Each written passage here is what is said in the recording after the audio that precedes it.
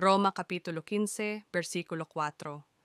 Sapagkat ang anumang mga bagay na isinulat ng una ay nangasulat dahil sa ikatututo natin, upang sa pamamagitan ng pagtitiis at pagaliw ng mga kasulatan ay mangagkaroon tayo ng pag-asa.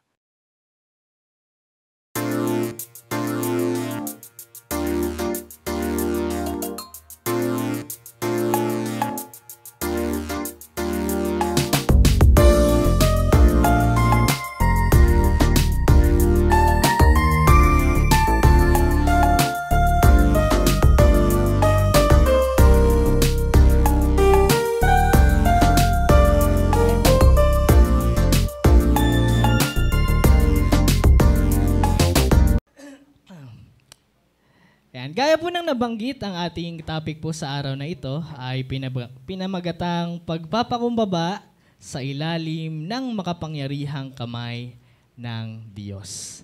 Ayan. At ang pinakateksto ng ating pag-uusapan sa araw na ito ay magmumula sa 1 Peter chapter 5 verse 6. Ayan. Sama-sama nating basahin. Ang sabi dito, kaya't kayo'y mangagpakababa sa ilalim ng makapangyarihang kamay ng Diyos upang kayo'y kanyang itataas o kanyang itaas sa kapanahunan.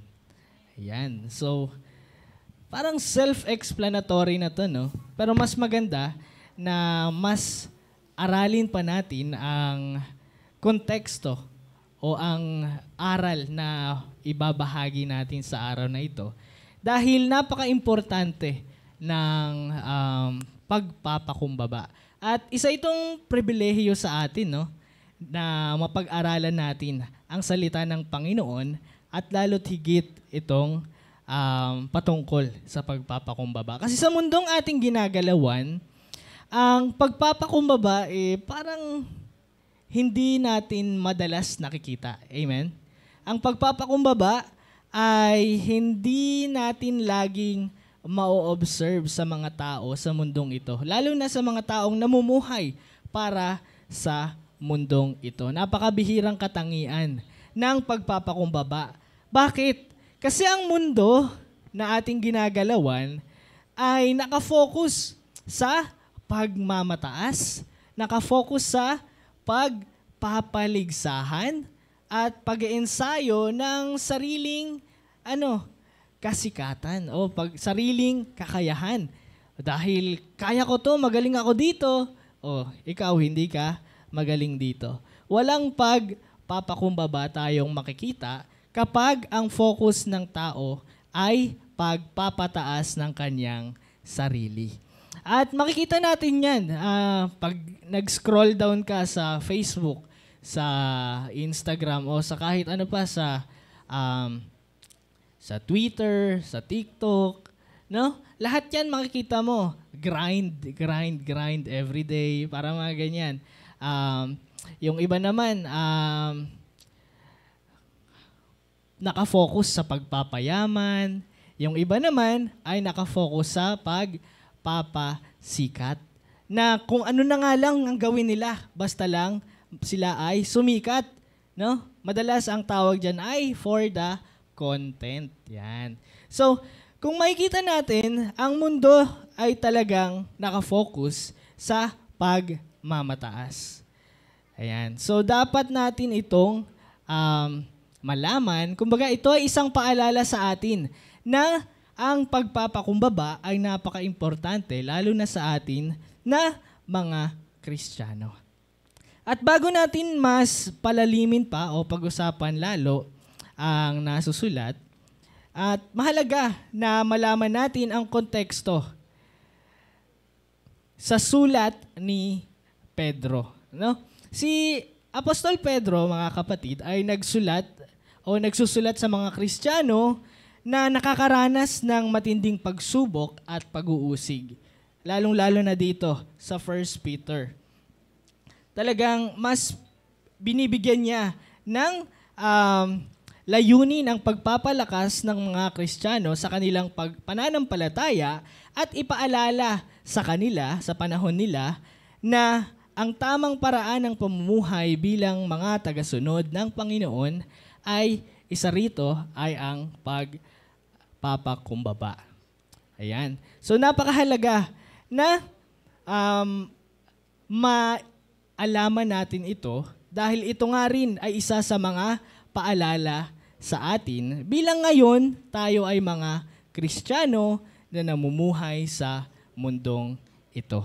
Napakalaki ng kaibahan ng buhay nila sa Israel noon at sa buhay natin ngayon.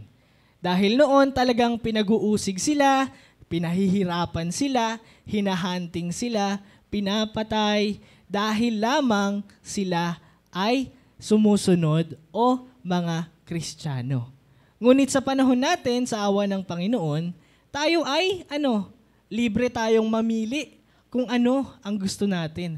No? Minsan nga, nasusobrahan na tayo sa freedom. So lahat ng mga bagay, kahit na bawal according sa law, ay ginagawa pa rin natin. Kaya napaka-importante na tayo ay laging magpaalalahanan. At ito nga mga kapatid, ay isa sa mga paalala na dapat nating maisabuhay at maalala every now and then. So ano ba ibig sabihin ng pagpapakumbaba? So bigyan natin ng diin ang kahulugan nito. Ano ba talaga ang ibig sabihin nito? So sa Bible mga kapatid, ang pagpapakumbaba ay hindi nangangahulugang pagpapababa ng sarili hanggang sa wala ka ng halaga, no? Na talagang ibinababa mo palalo ang iyong sarili para lang masabi na, uy, napaka-humble naman ito. Uy, napaka-mapagpakumbaba naman ito. No, hindi ito para maitaas yung sarili mo, para makita ng iba na ikaw ay mapagpakumbaba. Hindi rin ibig sabihin nito na magpakasakit tayo para lamang sabihin na tayo ay mababa ang loob. So ang tunay na pagpapakumbaba, mga kapatid, ay ang tamang pagkilala sa ating lugar sa harapan ng Panginoon. Ito ay pagpapakilala na tayo ay mahina at walang kakayahan kung wala ang kanyang biyaya at kapangyarihan. Ayan. Roma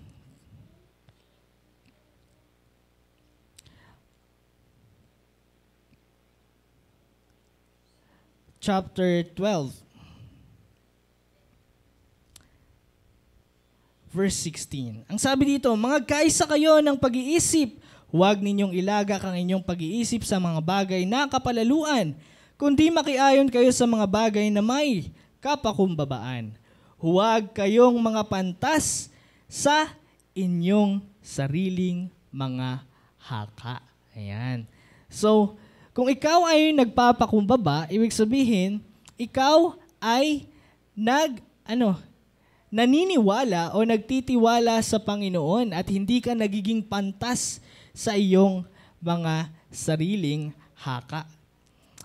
Ibig sabihin, tayo ay may buong tiwala sa Panginoon sa lahat ng ating mga lakad. Ganon din, kung babasahin natin ang nasusulat sa mga kawikaan, chapter 15, verse 33. Ang sabi dito, ang pagkatakot sa Panginoon ay turo ng karunungan at sa unahan ng karangalan ay nagpapauna ang pagpapakumbaba. Ayan. So napakalinaw diyan mga kapatid na ang pagpapakumbaba ay tunay nga na importante na dapat nating isabuhay. At ito ay nagpapakita ng pagtitiwala sa Panginoon.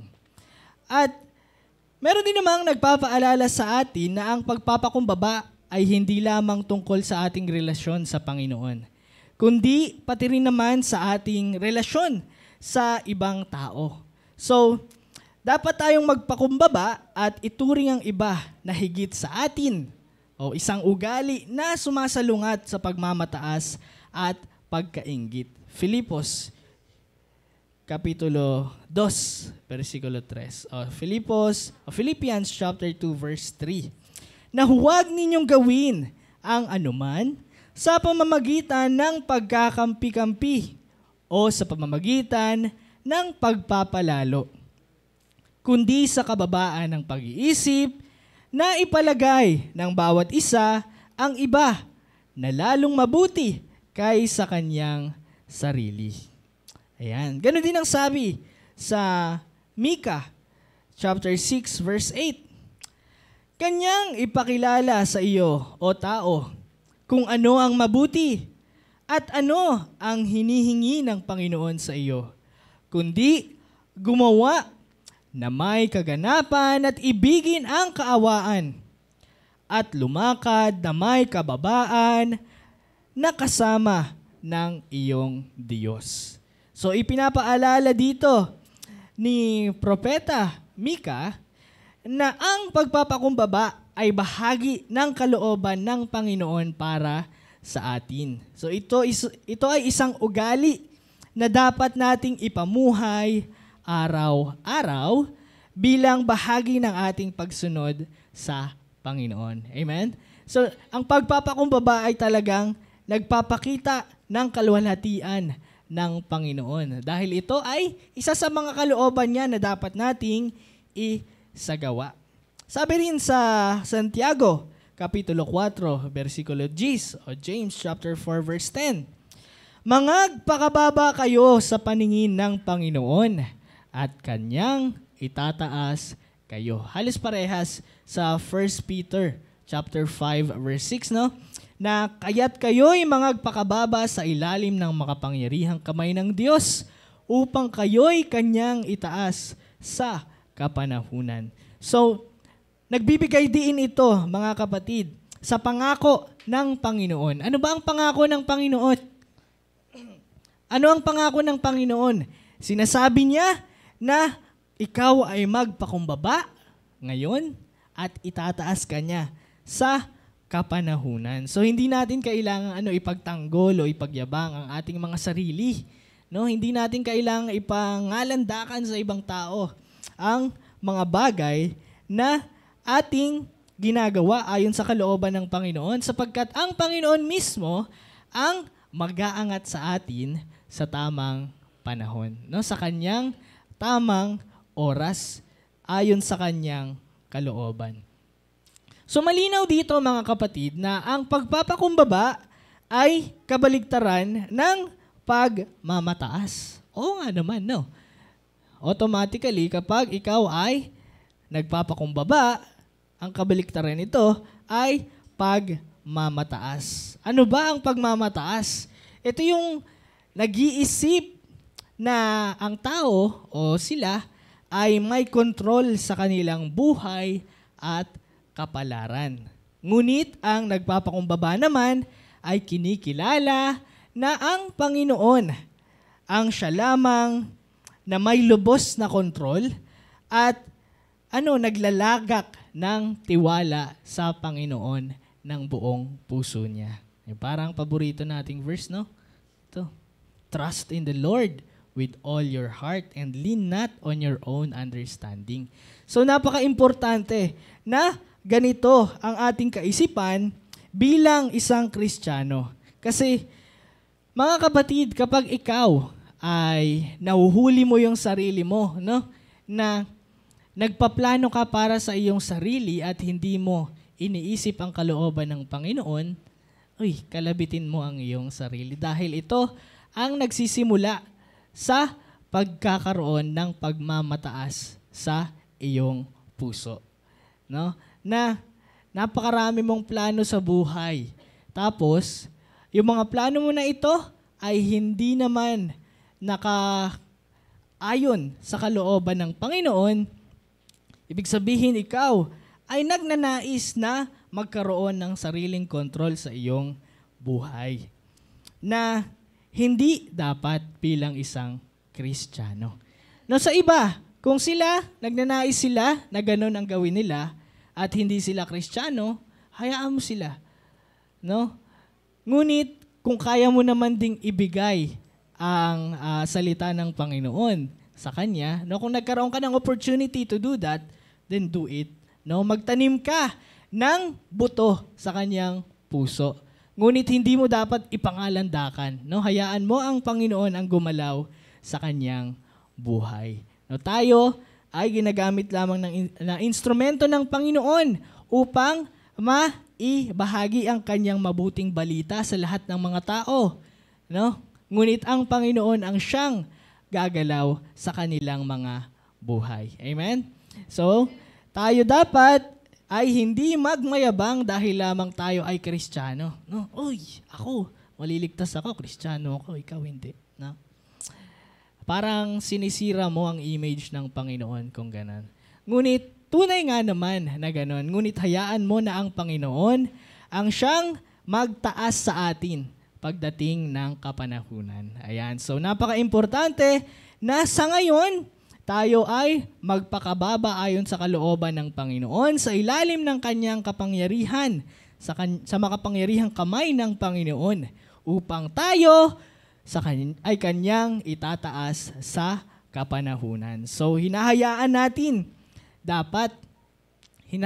ba natin ang Panginoon na maging sentro ng ating desisyon at plano? Na magandang tanong yan. O sinusunod lamang natin ang ating mga sariling kagustuhan? Yan. So, every now and then, tanungin mo ang iyong sarili kung ganun ba ang iyong ginagawa. At kung ganun, ay naisin mo na ang Panginoon ang maging sentro ng buhay mo. Yan. So, again, ito ay paalala sa atin, no? Maaring alam na natin ito. Ngunit kailangan na ipaalala at bigyang diin din naman. Dahil sa napakaraming bagay na ating na-encounter every single day, no? Meron tayong 6 na araw sa pagtatrabaho, sa paggawa ng mga bagay na para sa ikabubuti ng pamilya. At may 1 araw tayo na ibinibigay o inilalagak upang magkatipon. So marami tayong mga bagay na makakalimutan o mabibigyan o isasantabi. Ngunit, mahalaga na paalalahanan natin ang bawat isa. Ayan. At ikalawang punto ay tungkol sa makapangyarihang kamay ng Diyos. Ano bang ibig sabihin nito? Sa Bible, mga kapatid, ang kamay ng Panginoon ay isang simbolo ng kanyang kapangyarihan, ng kanyang proteksyon at paggabay. Na kapag tayo ay nagpapakumbaba sa ilalim ng makapangyarihang kamay ng Panginoon, tayo ay nagbibigay daan sa kanyang kapangyarihan na kumikilos sa ating buhay. At ito ay ang pagkilala na ang Panginoon ang may kontrol sa lahat ng aspeto ng ating buhay, maging anuman ang maranasan natin, no? Maging pagsubok man, maging tagumpay, at sa lahat ng pagitan nito.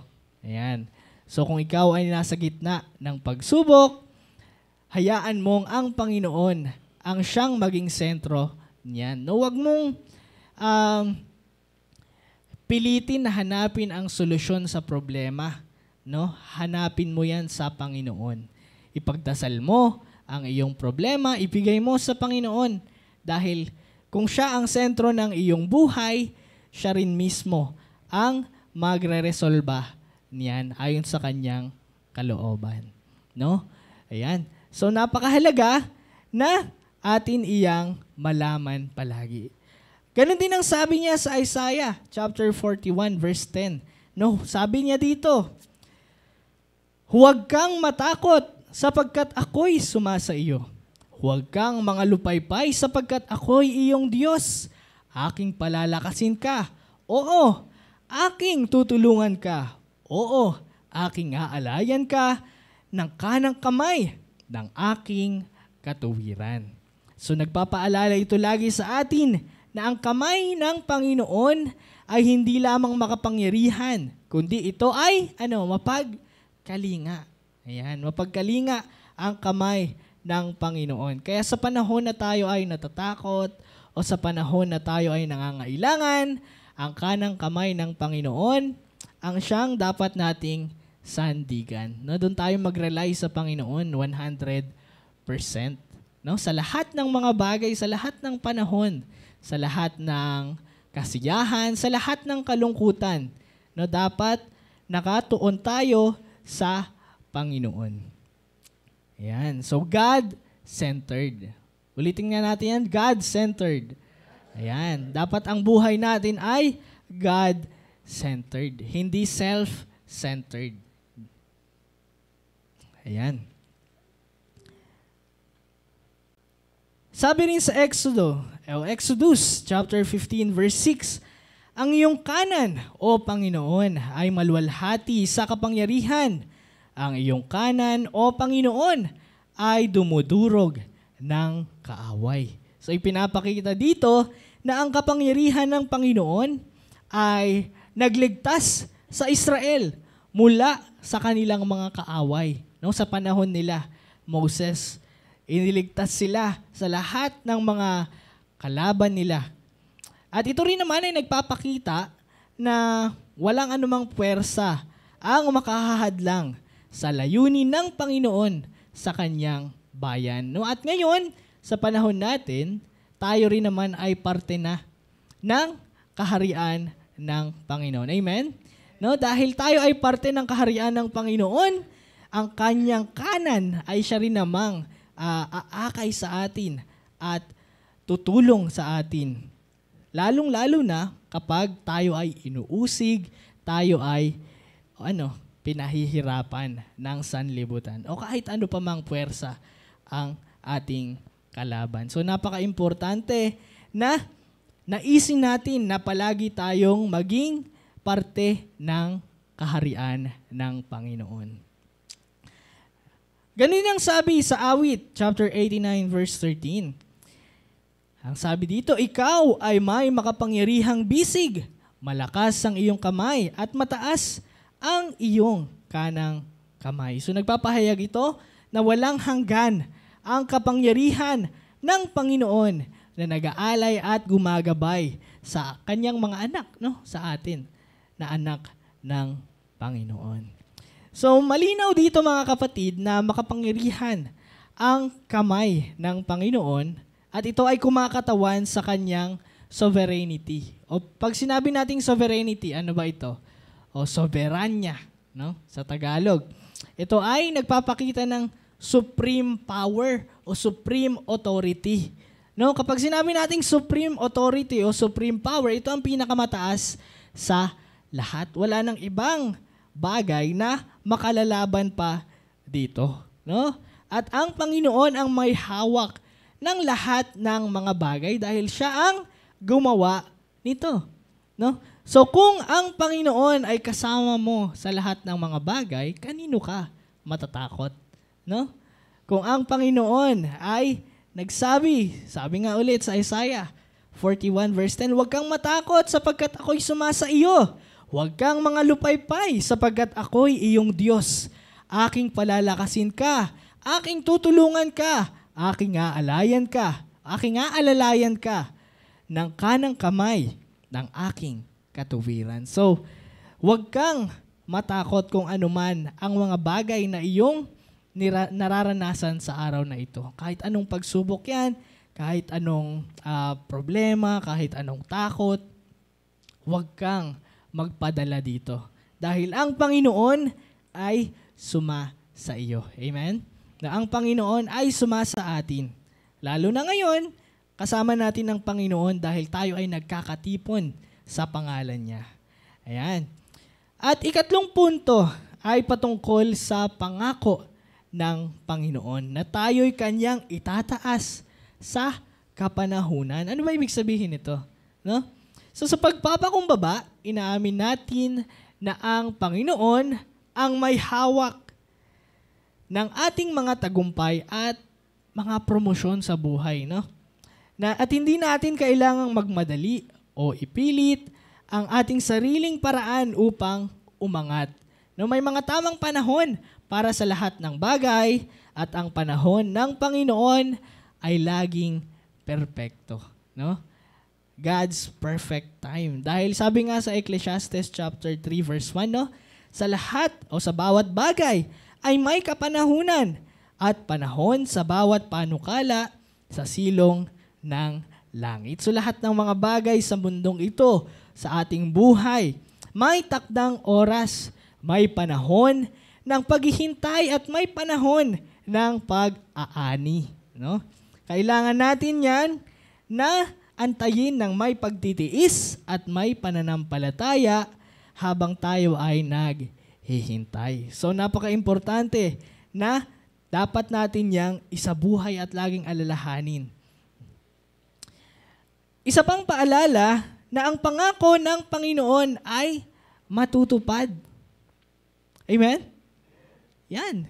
Kahit ito'y parang natatagalan, no? Na parang, Lord, mangyayari ba to? No? Mapapaisip ka. Pero, ito, pangako ng Panginoon ay laging matutupad. No? Naalala ba natin ang isang imposibleng gawin ng Panginoon? No? Ang magsinungaling. Hindi magsisinungaling ang Panginoon.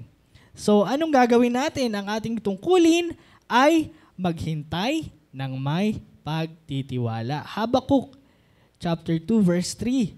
Sapagkat ang pangitain ay sa panahong takda pa at nagmamadali sa pagkatapos at hindi mabubulaan.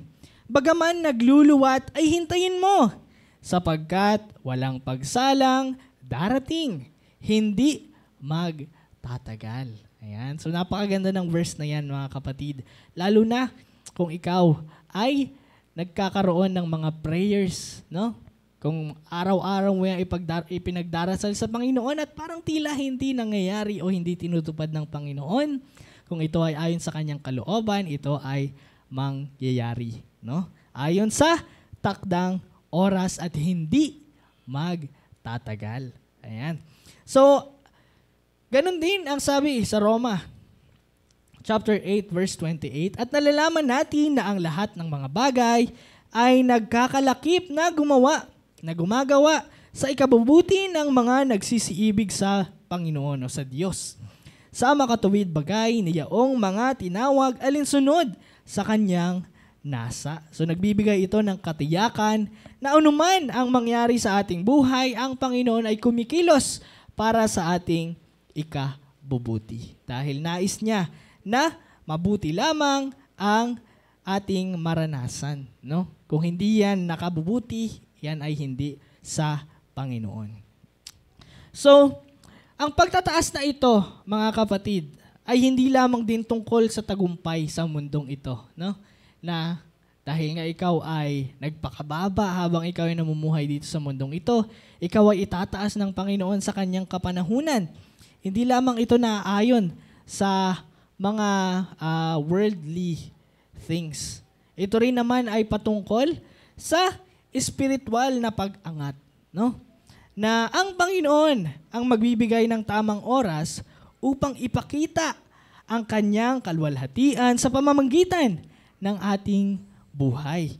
Kaya hindi dapat tayo magmadali o mag-alala sapagkat ang Panginoon ang gagawa ng paraan upang tayo umangat sa tamang panahon. Lalo't higit sa kapanahunan ng kanyang muling pagbabalik. So, mga kapatid, kailangan natin muli na laging alalahanin ang paalala na ito, no? Patungkol sa pagpapakumbaba. Dahil ang buhay natin bilang mga Kristiyano, ang pagpapakumbaba ay isang napakahalagang katangian na nais ng Panginoon na ating pagyamanin, no? Ibig sabihin, dapat isabuhay natin sa lahat ng oras, sa lahat ng panahon, sa lahat ng ating ginagawa. Dahil ito ay nag-uugat ng tamang pagkilala kung sino ang Panginoon at kung sino ang kanyang mga tao o kanyang mga anak. Lalong-lalo na kapag tayo ay haharap na sa Panginoon. So, tanungin natin lagi ang ating mga sarili. Tayo ba ay nagpapakumbaba sa harap ng Panginoon? Tayo ba ay nagtitiwala sa kanyang makapangyarihang kamay? At tayo ba ay handang maghintay sa kanyang tamang kapanahunan. Yan. So, huwag nating kalimutan na ang Panginoon ay tapat sa kanyang pangako na kung tayo'y magpapakumbaba, ang Panginoon mismo ang mag-aangat sa atin sa tamang panahon. Ayan. So, nawa ay patuloy natin itong hingin sa Panginoon, no? Dahil kung ikaw nanaisin mo na magpakumbaba at naniniwala ka na kaya mo itong gawin mag-isa, no? Para ka ring nagmamataas kung ganon.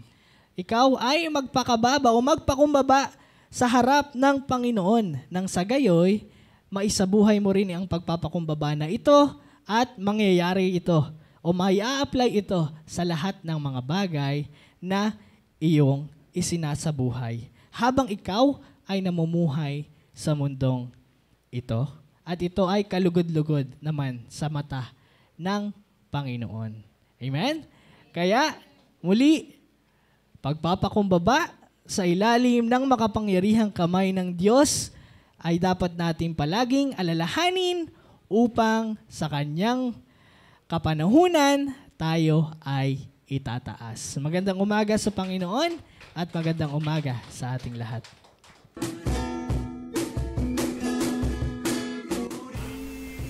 Ang kapayapaan ay iniiwan ko sa inyo. Ang aking kapayapaan ay ibinibigay ko sa inyo. Hindi gaya ng ibinibigay ng sanglibutan ang ibinibigay ko sa inyo. Huwag magulumihanan ng inyong puso, ni matakot man. Layuan ninyo ang bawat anyo ng masama, at pakabanalin kayong lubos ng Diyos din ng kapayapaan, at ang inyong espiritu at kaluluwa at katawan ay ingatang buo, na walang kapintasan sa pagparito ng ating Panginoong Jesucristo.